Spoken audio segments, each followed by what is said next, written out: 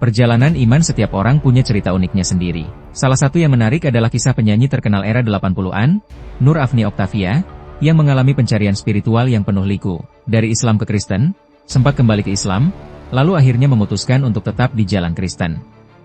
Di usia 17 tahun, tepatnya tahun 1975, Nur Afni Octavia masih duduk di bangku SMA Metodis Medan, Sumatera Utara. Saat itu, hatinya mulai penasaran dengan sosok Yesus. Karena sekolahnya mengizinkan siswa membawa Alkitab pulang, Nur Afni pun mulai mempelajari ajaran Kristen. Namun, keputusannya untuk pindah agama membuat sang ibu sangat sedih.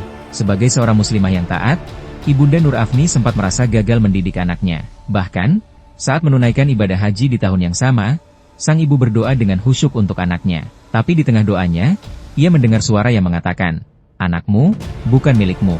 Pengalaman spiritual ini akhirnya membuat sang ibu merelakan keputusan Nur Afni. Meski demikian, Nur Afni baru resmi dibaptis 6 tahun kemudian, di usia 23 tahun. Tapi cerita tak berhenti di situ. Setelah 27 tahun memeluk Kristen, tahun 2008, Nur Afni memutuskan untuk kembali ke Islam. Saat itu, ia bahkan sempat menjalankan ibadah umrah bersama keluarganya. Namun, di Tanah Suci, sesuatu yang tak terduga terjadi. Ketika sedang berdoa, tiba-tiba tubuhnya tak bisa bergerak, diterpa angin dingin yang misterius. Dalam momen itu, ia mengaku melihat penampakan Yesus membuka tangan lebar-lebar.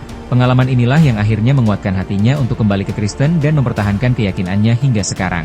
Perjalanan spiritual Nur Afni Octavia mengajarkan kita bahwa pencarian iman adalah proses yang sangat personal. Kadang, ada lika-liku, keraguan, bahkan kejadian di luar nalar yang membentuk keyakinan seseorang. Bagaimana pendapatmu tentang kisah ini? Tulis di kolom komentar ya. Jangan lupa like, subscribe, dan share video ini.